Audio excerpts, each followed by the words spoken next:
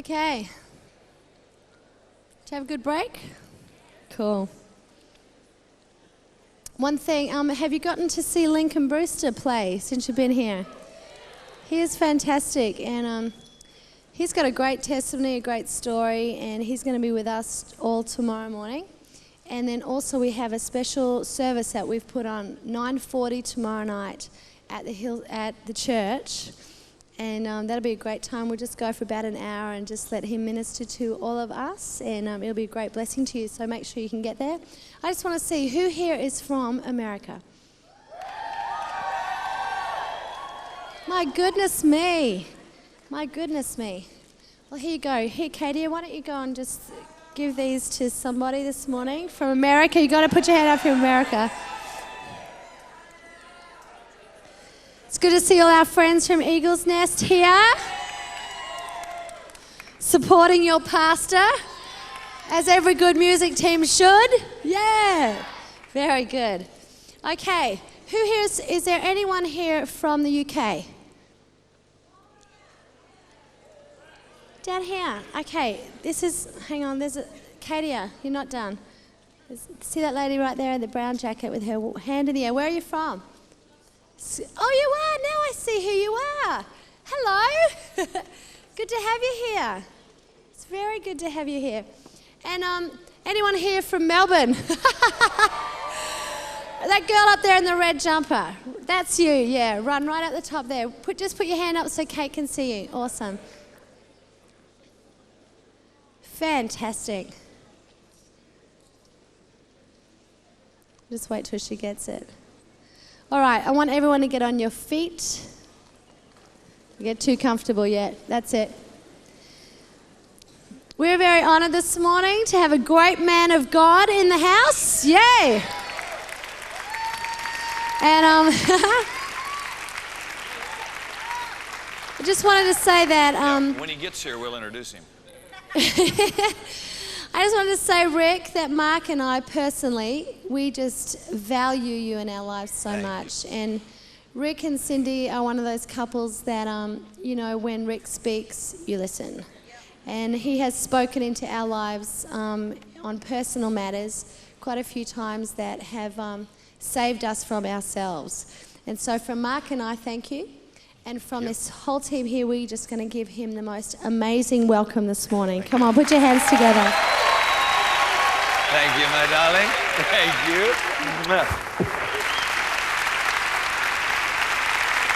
Thanks, everybody. Go ahead and have a seat. We're going to have some fun today. Sit down, and before I begin, I want you to watch a video. The first 12 seconds, someone told me, was a little shabby, then it gets fine. So just watch it to set up, and the title of our session is going to be Soaring with Your Strengths. All the delicate inner parts of her body and knit them together in her mother's womb. He made this child so wonderfully complex. His workmanship is marvelous. He was there when she was being formed in utter seclusion. This precious child, newly conceived, shall be a girl. I like being a girl. And you shall have the ability to dance and bring me delight in your movement. On the good ship, Lollipop, it's a nice trip to the candy shop. Well, that's good for starters. And you will be a painter. Hooray, finger paints! To begin with, yes. But later, watercolor landscapes that reflect my creation. With your left hand. Oops. And you will delight in time spent alone in creating and reading. Reading? An introvert? Oh, I really want to be an extrovert. A real party animal. A precious introvert. Okay. And strong-willed. Thanks. And God went on to create all the other specifics of this child to make her precious and unique. And then he said to her, My precious child, I love you.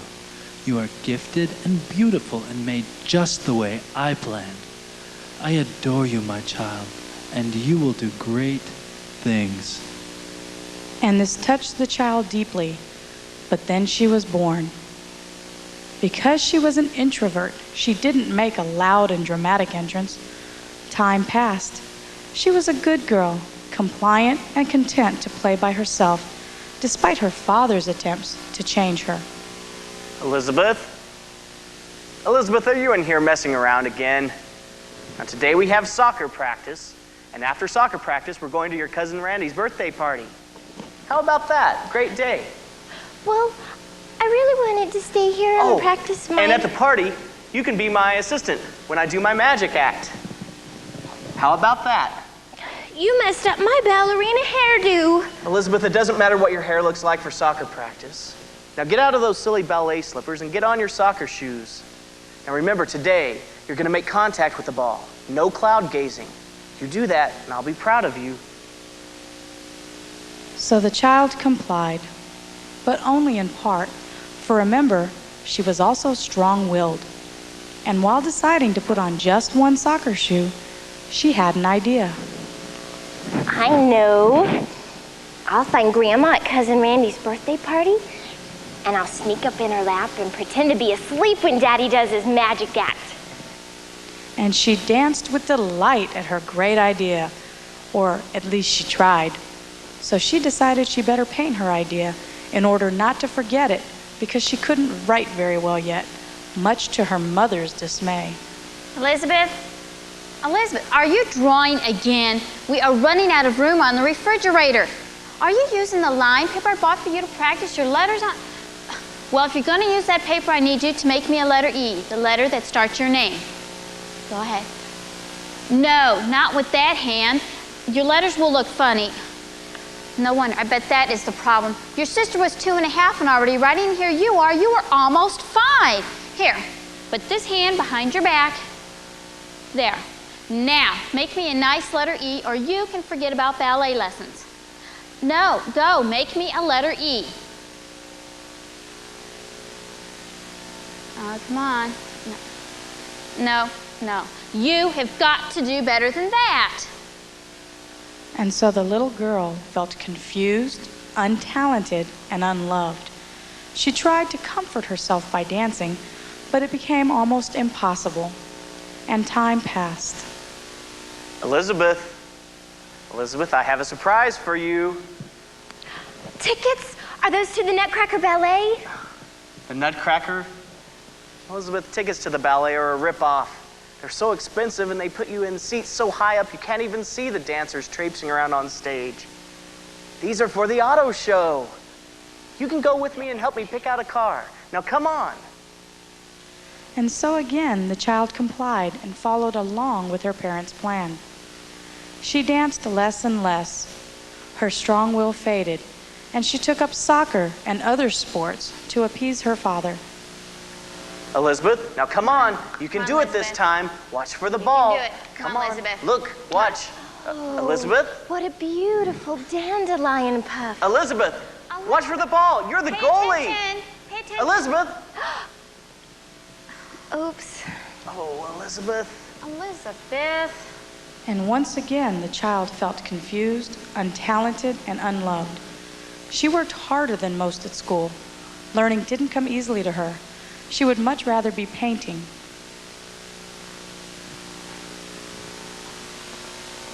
Elizabeth, I have your report card here. Algebra 2, C. World Lit, B. Government, B. Chemistry 2, C. Art, A+. What's with this C in algebra and chemistry? If you worked as hard in those 2 classes as you did your art, you'd make A's there too. You cannot paint your way into college. Elizabeth, I think you just need to be involved in more school activities, like cross country, or you should run for student council. It's just not good for a girl your age to be so isolated. And so the girl soon stopped painting and dancing altogether. She was very unhappy. And as she hung her head, she noticed her ballet slippers in one corner and her paintbrush in the other. Then, very faintly, in the back of her mind, she remembers his words. My precious child, I love you. You are gifted and beautiful and made just the way I planned. I adore you, my child, and you will do great things.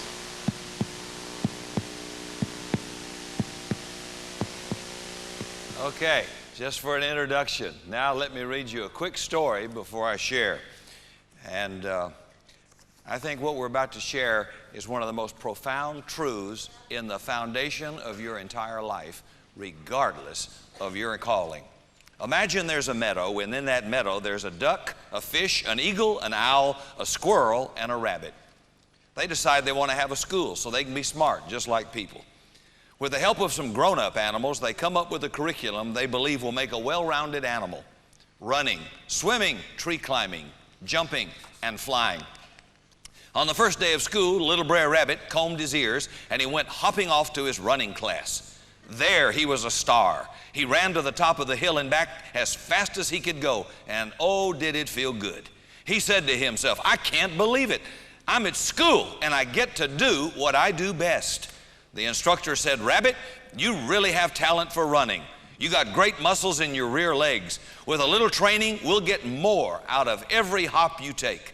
The rabbit said, I love school. I get to do what I like to do and get to learn to do it better. The next class was swimming. When the rabbit smelled the chlorine, he said, wait, rabbits don't swim. The instructor said, well, you may not like it now, but 5 years from now, you'll know it was good for you. In tree climbing class, a tree trunk was set at a 30-degree angle, so all animals had a chance to succeed. The little rabbit tried so hard, he hurt his leg. In jumping class, the rabbit got along great. In flying class, he had a problem. So the teacher gave him a psychological test and discovered he belonged in remedial flying. In remedial flying class, the rabbit had to practice jumping off a cliff. They told him if he'd just work hard enough, he could succeed. The next morning, he went to swimming class. The instructor said, today we jump in the water. Wait, I talked to my parents about swimming.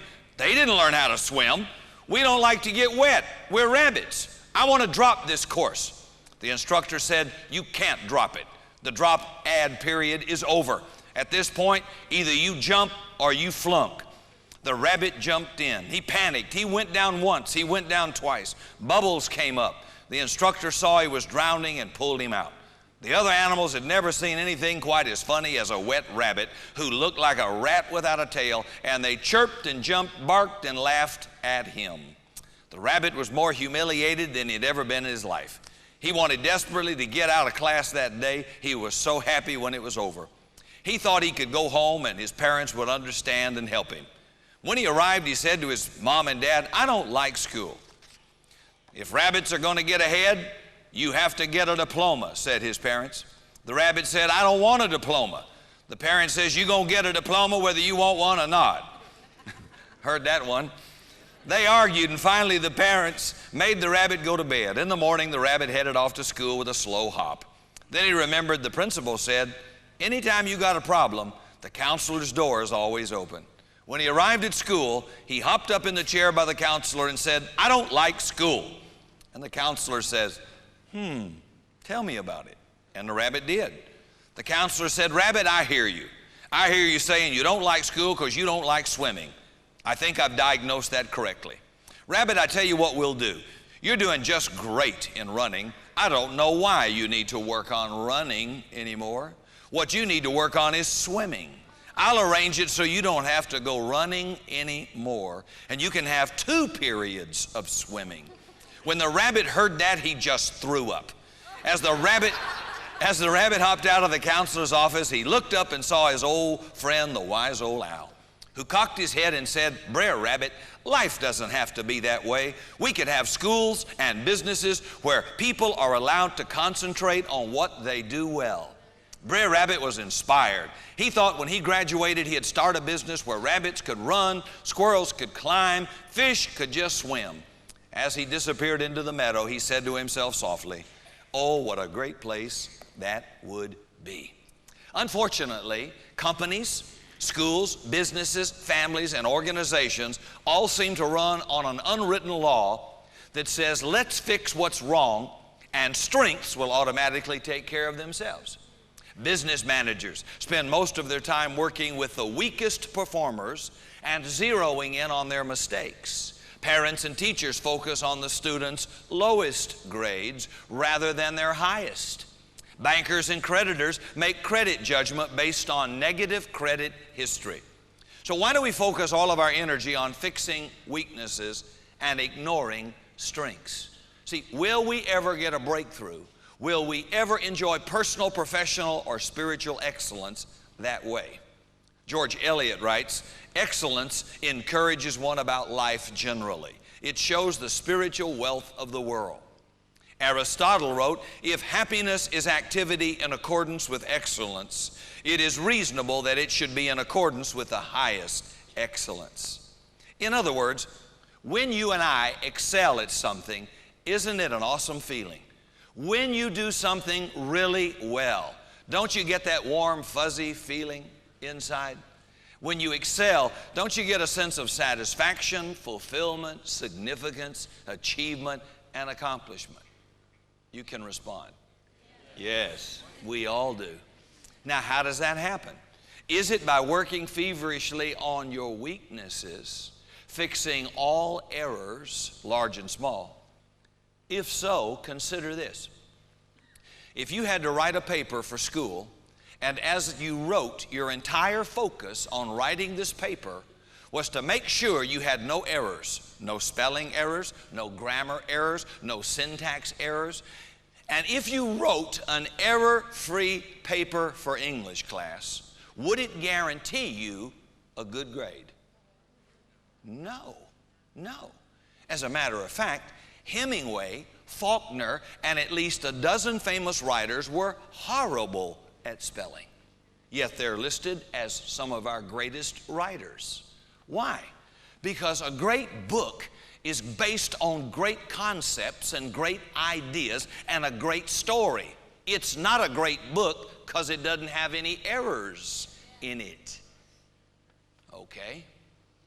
If you teach school and you teach English, you are trained to find the mistake. You are not trained to find the great writer.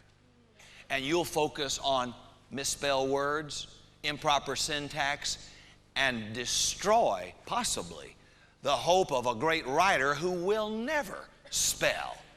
And when his books make millions of dollars, he'll remind you he could have hired somebody to correct misspelled words. Are you listening? Okay. I mean, let somebody else edit the thing. In the book I'm holding in my hand, a paperback business book, Soar with Your Strengths. Authors Paula Nelson and Donald Clifton write, "Excellence can be achieved only by focusing on strengths and managing weaknesses." Now that's a revolutionary thought today. The Chinese Olympic ping pong team wins the gold medal every Olympic. In 1984, except when they played Forrest Gump. You saw that. In 1984, their head coach was interviewed and asked, "How do you do it?" The coach said, "We practice 8 hours every day." The interviewer said, "Well, so do the other teams. So what's the difference?" The coach said, "My players only practice their strengths." The interviewer asked, "What do you do with their weaknesses?" The coach responded, "We ignore them. We just practice our strengths." Now watch. For example, he said, "Our number one player has only a forehand shot. He has no backhand. So for 8 hours a day, he practices that forehand until it becomes so overwhelmingly powerful, he doesn't need a backhand." Do you see the concept that if as a coach I neglected his forehand and spent 8 hours working on a weakness, his backhand, I would only make his weakness marginally better. Meanwhile, his strength would never be at its potential. It is really a waste of stewardship. It's not good. Well, Philippians chapter 1, verse 9. God wants us to excel, but in different areas of our lives. Philippians 1:9 says, "And this I pray, that your love may abound still more and more in knowledge and all discernment, that you may approve the things that are excellent." Notice that little statement, approve the things that are excellent. Paul is saying that it's God's will for people who have a relationship with Him to approve things that are excellent. The word approve means approving through the process of experience and examination at a very close proximity. Something you handle, you touch, you investigate, and experience. And then you make a decision whether that thing is good or bad or better, best or excellent. Here's what an excellent marriage is. Here's what emotional excellence is. Healthy, stable, strong, peaceful, etc. And you say, yeah, I'll take that for myself. Listen to Romans 12, verse 2 in the Living Bible. Don't copy the behavior and customs of this world, but be a new and different person with a fresh newness in all that you do and think. Then you will learn from your own experience how His ways will really satisfy you. So God wants us to approve the things that are excellent for our lives, learn by experience the things that are excellent or perfect. He wants us to stand out from the crowd to reach beyond. But if I'm not experiencing excellence in my marriage, in my finances, in my career, in the music department, in our worship, maybe we need a different set of tools to find it. You ready to go? Let's talk about how we experience excellence. Number one, this might be real complicated. Find out what you don't do well and stop doing it. How you like that? Find out what you don't do well and stop doing it. Paul wrote in 2 Corinthians chapter 12, verse 5, so now I'm glad to boast about my weaknesses, so the power of Christ may work through me. Since I know that it is all for Christ's good, I'm quite content with my weaknesses, with insult, hardship, persecution, and calamities. For when I am weak, then I am strong. My point being is to show you everybody has weaknesses. Everybody.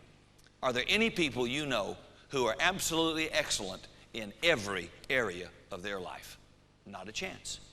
See, discovering your weakness can be painful at first, but at end, it's one of the most powerful secrets to having a breakthrough in excellence.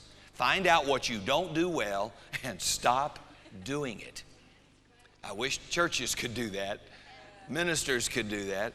I'm talking about things you consider consistently, you put time, effort, energy, and money into, and you see no measurable progress. That hinders you from developing your strength.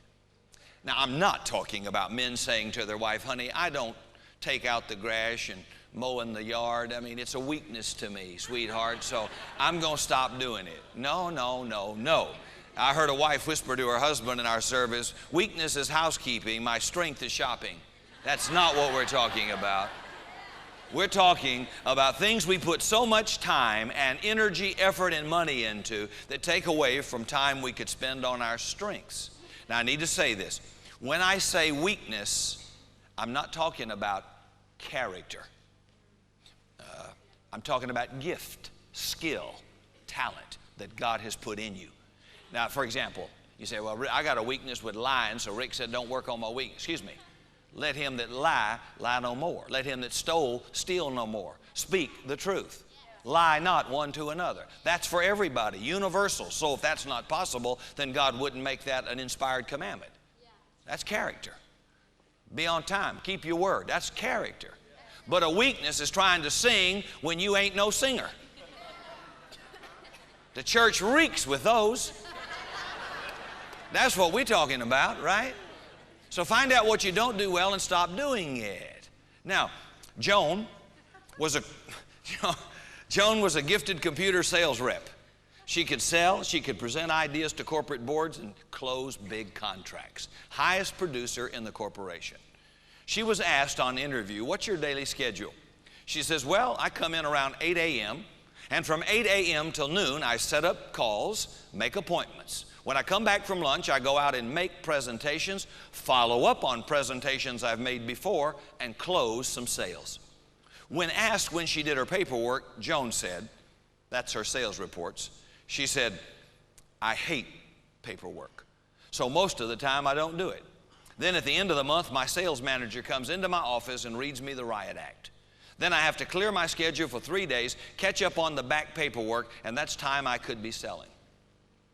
Okay, now watch. You got a major corporation, your highest seller hates sales reports. she's producing twice as much as any salesperson in the corporation. If I'm the sales manager, I'm going to hire her a secretary to do the dumb paperwork so she can increase the volume of sales, which is added value to the corporation, which she loves to do, and then every day Joan can focus on selling. We don't even think that way. Now, how do you identify a weakness? Let's look at some thoughts. Number one, these are just some suggestions. Let me pick them out here real quick. When you feel defensive about your performance, when a person is functioning in an area of weakness and not performing up to his or her capability, be prepared for a barrage of defensive statements and behavior. Some examples are, well, if I were younger, I could sell twice as much. I'm just trying to catch up. If I had the same background as you, I'd be able to run those meetings too. You get all the breaks because you guys stick together. This defensive behavior is everywhere. Sales managers with little discrimination blame low sales on what salespeople didn't do. Teachers weak in teaching skills pin the blame on the students. Profitless CEOs blame their lackluster bottom line on the economy.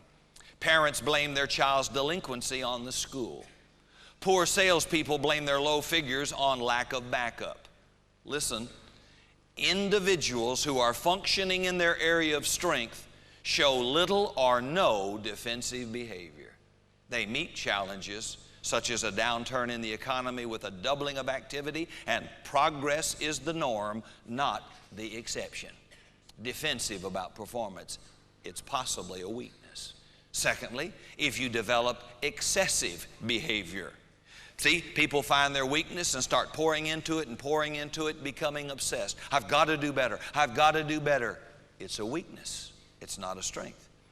If you experience slow learning, in other words, nothing clicks for you. Not the first time, not the second time, not the 20th time. You just don't get it. One of the characteristics of a strength is you catch on rapidly, quickly, early. And you keep learning for life because it's a strength. When it's a weakness, calculus. I didn't get it in college. I ain't got it now. I never got it. And I'm not figuring trajectory angles for the space shuttle because we'd never get one back. That's not my strength. Hello. Then, number 4, if you don't profit from repeated experience, you get it, but only enough to get by. Let me read a quote here from page 80 on this little simple book. It's something like this. We see this no-growth behavior in tenured professors at universities who in their 20th year of teaching use the same notes and anecdotes they used in the first year. We see stagnant growth in salespeople who consistently come in at the bottom of overall performance because they visit instead of sell. Bankers who make too many shaky loans year after year. Golfers whose scores drop from 110 to 106 after playing 18 holes twice a week for 10 years. Maybe golf ain't for you. Sales managers whose sales remain flat year after year. This phenomenon contrasts with slow learning in that these people get an activity just enough to be functional, just enough to hang in, but lack the basic talent to achieve excellence. We even have a name for them, plodders. Their singular talent is not skill, but tenacity and the fact they always show up. Unfortunately, some upper-level managers actively participate in this conspiracy by retaining plodders because they're easier to manage and control, and many are promoted to management. By practicing a strength, you will always grow. If you exercise a weakness, your efforts will feel like molasses in January. Well, for you, July, whatever. Number 5, if you experience a reduction in confidence from performing the activity, you never feel good about yourself anytime you do it. You're not doing what you were made to do. Number 6, if you lack futuristic thinking about the activity, You have no vision for the future. You're just waiting for sundown, just waiting for 5 o'clock, just waiting to be through. You don't see any future. You don't think about the future in what you're doing. And then number 7, if you suffer burnout while practicing an activity, burnout is the result of working in an area of weakness. You get tired, but you never burn out in a strength. Never. Now I understand why a lot of successful ministers, success brings opportunity to your door. And if they don't say no to their weakness, they'll take on a university, start a magazine, they'll start putting in, they'll go television, and that's not for everybody. Therefore, they will be strained, working twice as hard because they're so weak, it doesn't come easy, they have no passion for it, and it begins to drain them mentally and emotionally until they burn out. They weren't building on their strength. Build on, here's a good example. Celebrities and entertainers who try to become business investment brokers. Wayne Newton was the highest paid entertainer on the Las Vegas Strip for 16 years. He went bankrupt, making $20 million a week. How do you go bankrupt making $20 million? Well, he didn't go bankrupt singing. Daddy, don't you walk so fast. Daddy, don't you walk so fast. Daddy, slow down some. Remember? You're looking at me really strange. That's not a Vietnam flashback. 'Cause you're making me run. Wayne Newton, okay. Well, anyway, Wayne Newton's been around longer than I'm old. I mean, the point is, he didn't go bankrupt singing. He went bankrupt with business investments that weren't his strength. And as a result, he thought, because I'm a great star, I can do anything. He couldn't do anything. And as a result, he lost it. See? So if you're burning out, you're not doing what God made you to do. You're operating in a weakness, not a strength. Now, here's another barn burner. When you unearth a weakness in your life, and I won't sing again, we must never fool ourselves into thinking, if I work hard enough, this weakness can become a strength. It won't. No matter how hard a zebra tries to be an elephant, it ain't gonna happen. So what's the goal? Manage your weakness so that your strengths can freely develop. Now, in worship and in teams, you've got soloists, you've got featured artists that might be of supernatural quality. Then you may have mediocre individual talent but have group talent. So you're going to have to build your worship teams around your strength. Music department, instrumentalists, all of us have needs, wish we had that or lack this. In the interim, build it around your strength. You cannot copy somebody else's success if you don't have that talent. If you have that talent and you have those instruments and you've got those voices and opportunity, probably you can, because it may be also a strength to you. But if not, you're going to have to build it around your strength. All right? So what's the goal? Manage the weakness so your strengths can freely develop. A young man named Don did extremely well in his first semester at university, particularly in subjects like math and science. But he also had a woodworking class, and he just couldn't get it right. He tried and tried, but Don got a D in the course. Don's a straight A student. He discovered he's not gifted in woodworking or in any area requiring mechanical aptitude. So what do? You call a friend who is so gifted to fix your stuff. We have a guy named Derek Wonky at home who can fix anything. He can fix anything. It's nauseating. Give him a pocket knife. He can dig up a sprinkler system, go into a power utility box. He can make anything. The garbage disposal, the washer machine for my wife. We are dependent on Eric. But you know me. I'm thinking, okay, if he can do it, I can do it. And I remember when we put in our underground sprinkler system, one day I cut on the power and I had the clock set for the rotation and it wouldn't cut off. Water's just shooting out of the ground and it wouldn't stop. And I had it on off. Well, he came, I got on the cell phone, Eric, come, my water won't shut off, come help me. So he did. He thought he knew pretty well what it was as soon as he saw it. and probably a little stone from the well had gotten clogged in one of the little valves and all. So I thought to myself, I can do this. So I went out in the yard, and that's all muddy, and we got down in the mud, and he dug around this unit, and he took 7 screws off, and then we pulled off a diaphragm, a rubber diaphragm, and then there was 2 electrical wires, and then there was a set of other little screws and switches that were there, and then below that was this, and now the mud is soaked into my pants and my legs, and it's just, you're putting mud and water out constantly, and you got to put this back this way. And I thought, 2 screws, okay, I can do that, but this is bigger than that.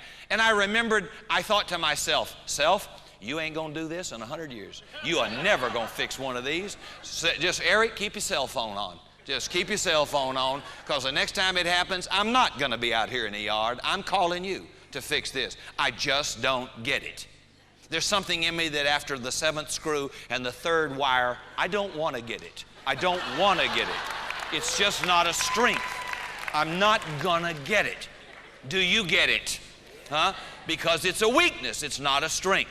But we keep, at least I can do this. I'm on my way to discovering what I can do. The ultimate destination for people with strengths in other fields is other fields as quickly as possible. But we think if we keep working at it, our weaknesses will become a strength. Not true. I wonder how many people are working in careers, not their strength, but are weaknesses. See, continuing to work in an area that's your weakness will hurt your sense of self-worth. But admitting an area of weakness is actually the way to change. Now, number 2, find out what you do well and do more of it. Number 1 was find out what you don't do well, stop doing it. Number 2, find out what you do well and do lots of it. Romans chapter 12, verse 6. God has given each of us the ability to do certain things well. Just because you're in the choir don't mean you're a lead singer. Hello? You got to know that. You may be vocally talented to hold a note and be a great asset with a group, but you're not a featured soloist. Okay?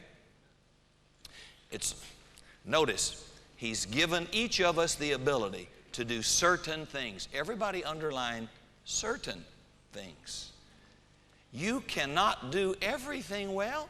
Certain things. Now look in verse 6.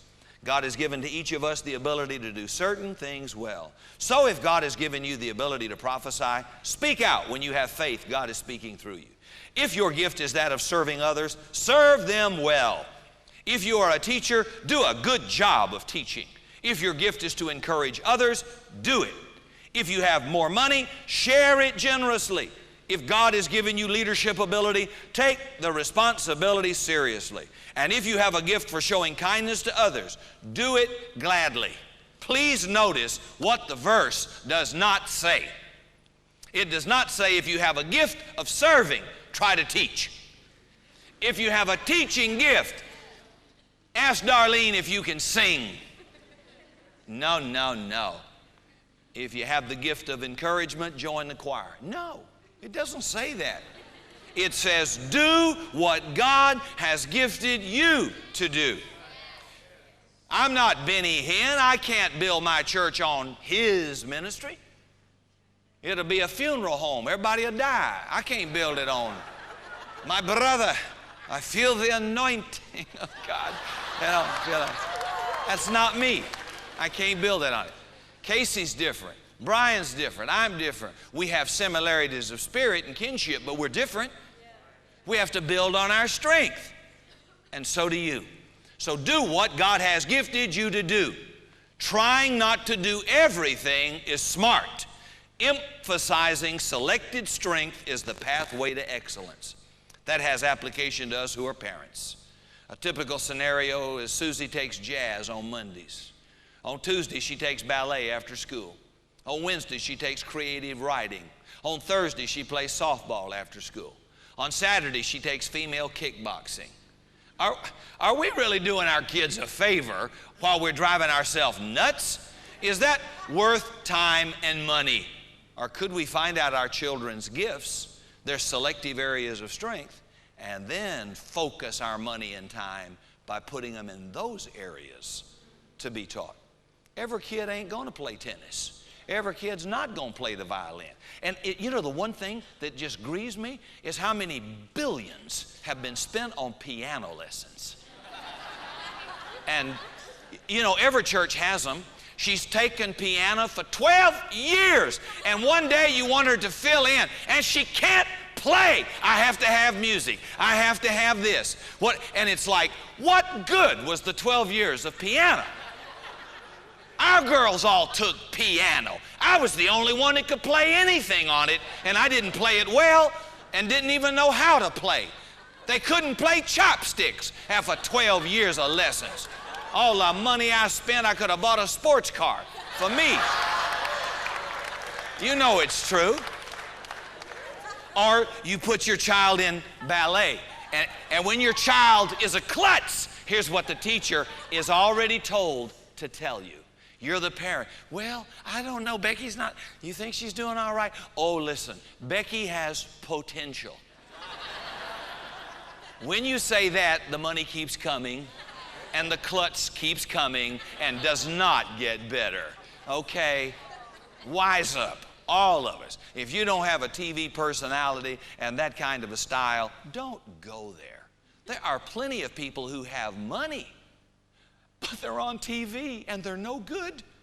And they're only on TV because they have money. But they didn't get money by being on TV. But they want to be on TV because they think that's better than making money. And what their strength made of money. TV is just the way they are salving what they think they might want to do, but it's not where their gift is or where their strength is. Is that, anybody listening? Some of you right now are assessing your life, and I hope you are, because you're going to be effective when you stop doing that. See, it's focused more on less. It's doing a lot of what you do well. When I learned that principle, when our girls came up, Chrissy and Alicia were completely different, as most of you that have 2 children or more will find. One's a strong-willed child, one's exactly the opposite. So, one's a straight A student, one, it's just a miracle of God they get out of school. That's Alicia. Okay. She is an A student in what she likes. She will not even try to learn what she doesn't like. So you have to watch these signs while they're growing up. Where are their interests? Like the girl, she don't want to play soccer. She wants to draw. She wants to read. Now, education does not mean a 4-year college or university for everybody. What it does mean is that there must be education in the area of gift and strength. It does not mean I have to go to college or a university. In fact, that may be detrimental and extremely wasteful for some children who may make more money and significant impact in the world by just getting selective education in their strength. Now that is a freeing thing for parents. Well, you're gonna excel in this math. No, she's not. In 100 million years, 14 cuss words, and all the threats you throw at her, she's not. And neither am I. It's just not gonna happen. It's not a strength. It's a weakness. Nothing's wrong. That's not the ability God gave you. So why do we make the child feel insignificant or damnable or condemned or inferior when we don't realize they are simply made for different purposes? So one of them is excellent in this purpose of God. The other one has been an actress, a model, a designer, created her own gown for her graduation. She's able to draw, make anything, and she's been doing that since she was a little bitty girl. Those are clues to her destiny. And it's up to mom and dad to observe. She don't kick no ball. It don't mean Reuben's going to have a son one day and that son's going to be an ace guitar player. He may hate music and love soccer, Australian rugby.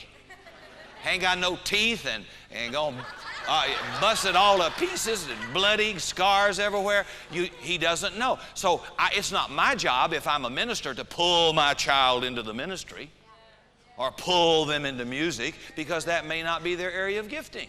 That's God's doing, not mine. I've got to put character in them. God puts call and gift into them. And then I recognized that. Boy, if I had learned this, I could have saved so much time. Luciano Pavarotti, the great tenor, had a father who was a baker, but who helped his son discover the beauty of song. And he found out the kid had a gift for it. So right there in Modano, Italy, there was a tenor in town who agreed to take young Luciano under his wing and mentor him. When Pavarotti was old enough to go to college, he wanted to go to a teaching college. When he graduated, he came back home to his dad and he says, "Papa, what should I do? Should I become a singer? Or should I become a teacher? Or should I become a both?" And Luciano's dad pulled two chairs out and set them next to each other. He said, "Luciano, if you try to sit on the both of these chairs, you will have fallen down and knock both the chairs over." He said, "Luciano, in a life, you must choose the one chair." And that's so true. Paul said, "This one thing I do." So, pouring time, energy, effort into what God has gifted you to do will be tremendously satisfying, rewarding, and profitable. How do you discover your strength? One, listen for internal yearnings. An attraction for one thing over another. A passion, something that pulls you towards a certain kind of activity. Repeatedly you're drawn to it. Number two, watch for satisfaction. Activities that make you feel good, that you get a buzz out of. Those are keys to what God made you to do. Number three, watch for rapid learning. You catch on real quick. All my life as a little boy, raised in an Air Force family, I wanted to fly airplanes. All my life. I would dream about it. I got pictures. I hung 52 airplane models from my ceiling with string and a thumbtack, and I had my little boy room.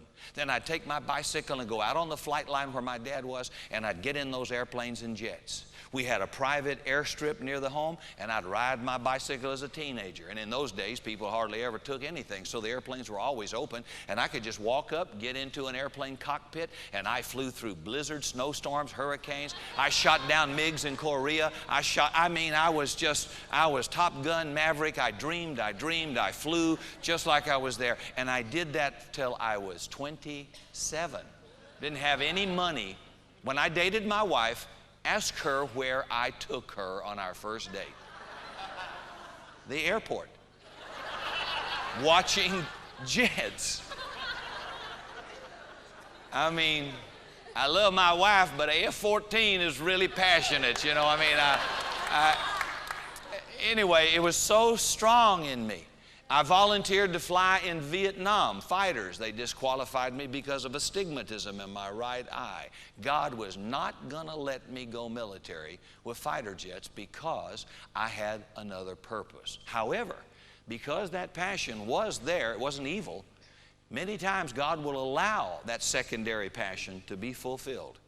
And it was. And somebody gave me money and an opportunity to get lessons, and in 6 months I got private pilot, twin engine, multi-engine, instrument, commercial. I got every single rating you can get except airline transport pilot, and you only get that one if you're going to fly for Qantas or international. But you can fly jets, you can fly anything and take people for hire anywhere. I got it all in 6 months and set a record in the state of South Carolina, and all it was the fact they would let me take my test early, month before the rest of the students, and I would go out and burn airtime as much as I could, because I guess 20 years of passion and dream was gushing out all at once. And it wasn't hard, it was easy. I could always catch on. I'm using something that was real in my life. It could be something else for you. You just got it quick. You don't even have to read the instructions. You'll figure it out. You'll figure it out because it's a strength, all right? Then bookmark glimpses of excellence. You can spot a strength by glimpsing a moment of excellence within a performance. The singing of a song, the writing of a letter, the presenting of a speech, the greeting of people at a function. Those performances are made up of a series of moments that offer clues to your strength. Remember that. Total performance of excellence. Build on that. On February 26, 1990, Paula Zahn stepped into the lives of approximately 3 million viewers when she took over as co-anchor of CBS This Morning show. Zahn didn't miss a beat. From start to finish, 120 minutes, she showed her colleagues and viewers across America a level of competence not often seen on the first day of a show. Total performance of excellence is a flow of behavior when there's no conscious steps of the performer. Well, how are we going to do this show? I don't know, we'll wing it. And it's a flow. You just got the flow. You do it from A to Z. 1 Timothy chapter 4, almost through. 1 Timothy chapter 4, verse 14 and 15, and I've been reading from the New Living Translation. Do not neglect the spiritual gift you received through the prophecy spoken to you when elders of the church laid their hands on you. Give your complete attention to these matters. Throw yourself into your tasks so that everyone can see your progress. How do you neglect your gift? When you spend all your time, energy, and effort on your weakness. You're over here trying to do better, trying to be better at what you don't do well. You are neglecting your gift. Now let me read this from the book Soar With Your Strength. This was Vince Lombardi, who is now deceased, coach of the Green Bay Packer football team that went to multiple Super Bowls. Vince Lombardi, the winner of 2 Super Bowl championships, applied this theory when he observed that after most football games were over, the errors were spotlighted on game films instead of the successes. One day he proclaimed to the team, from now on, we only replay the winning plays. Look at how his theory plays out. When are you most confident? When recalling a moment of success or a moment you couldn't deliver the goods? Individuals are always stronger when they have their successes and strengths clearly in mind. So Paul says, when you discover what that gift is, give your complete attention to it. Throw yourself into it, because when you do, your progress will skyrocket and everybody will notice the gift God has given you. Find out what you do well and do a lot of it. If you took a truckload of energy, effort, time, and money and poured that truckload into your weakness, you might improve slightly. Take the same truckload of time, energy, money, and effort and put it into a God-given strength, and it will come back several truckloads exponentially in your life, which is what we haven't been taught to do. If it's not enough, it's not enough to have the gift of leadership without developing it. It's not enough to have the strength of communicating through written word if you never get behind a keyboard and type anything. It's not enough to have the gift of generosity without developing new ways to increase your income so you can be a greater blessing to others. It's not enough to have the gift of hospitality without opening your home. And it's not enough to have the gift of encouragement and be isolated from people. It's not enough to have the gift of serving and attend a church involvement free, because the gift God gave you matters. Give complete focus and attention to it. Throw yourself into these tasks. Then everybody will see your progress. Find out what you do well and do more of it. 1 Peter chapter 4, verse 10 and 11 says, God has given gifts to each of you from His great variety of spiritual gifts. Manage them well so that God's generosity can flow through you. Are you called to be a speaker? Then speak as though God Himself were speaking through you. Are you called to help others? Do it with all the strength and energy God supplies. Then God will be given glory in everything through Jesus Christ. Now watch. When is God glorified to the max in your life? When you discover your gift and do it with all your might. Then God will be glorified. It's called making a life, not making a living. It's living from your heart, not just out of your head. It's living with passion and a sense of purpose. And by the way, money and resource will follow. I watched Oprah. I know it's not Bible, but I watched Oprah. You can learn a lot from the world. And I was watching Oprah on a show just before coming over here. And she had 5 men and women on there who at midlife, 50, hated what they did, but were highly paid. They dared to walk out and do what they had always wanted to do all their lives. It was risky. They were now more successful, making more money than they had ever made in their life. One guy was a writer for television shows who had been at the postal department with governmental tenure and security, but hated it, but was afraid that if he followed his passion and his gift, he had starved to death. So it's very important we help each other, especially our children. And then when you find your gift and your child or your team member or your minister or whoever does it well, celebrate it. Celebrate it, shout hallelujah, brag on them to the hilt, and God will be glorified because it is God who gave us the gift. And let's never forget where it comes from. Father, I ask you to help every person in this great worship seminar discover their own unique gift or gifts, whether it's for the church as a choir or as a performer themselves or as a musician. And then with all the skill possible and all the dedicated effort possible, develop that strength to the max, that you may be glorified, that people will be helped, and they will be stronger. I pray in Jesus' name, amen. Thank you so much. God bless you. Thank you, darling. Come on, thank Rick. Rick. That's awesome. That's awesome.